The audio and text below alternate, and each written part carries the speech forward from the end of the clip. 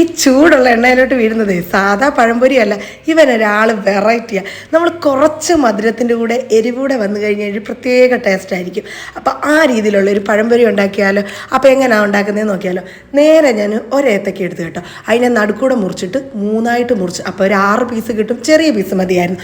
നേരെ മുറിച്ച് അതിനിപ്പോൾ എന്തൊക്കെയാണ് വേണ്ടതെന്ന് നോക്കിയാലോ?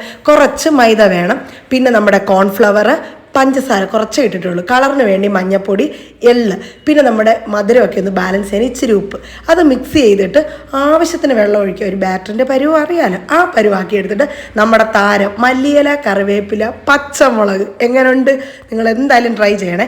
അത് ബാറ്റർ പോലെ ആക്കി അടിയെ നേരെ ഒരു ചെറിയ പാൻ എടുത്ത് വെച്ച് എണ്ണയൊക്കെ ഒഴിച്ച്, എണ്ണയ്ക്കൊക്കെ വിലയാ അറിയാം, നേരെ ബാറ്ററിനകത്ത് മുക്കിയിട്ട് എണ്ണ ഒരു കളർഫുള്ളാന്നേ, മഞ്ഞയുടെ മണ്ടേ പച്ച, കാണാൻ നല്ല രസമാണ്. എൻ്റെ വായി വെള്ളവും വരുന്നുണ്ട്.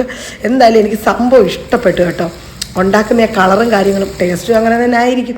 അപ്പം ഞാൻ വേണ്ടേ ആ ഉണ്ടാക്കുന്നതിൻ്റെ കൂട്ടത്തിൽ എൻ്റെ വായിലെ വെള്ളം വരവ് കാരണം ഞാൻ കഴിക്കാനും തുടങ്ങി.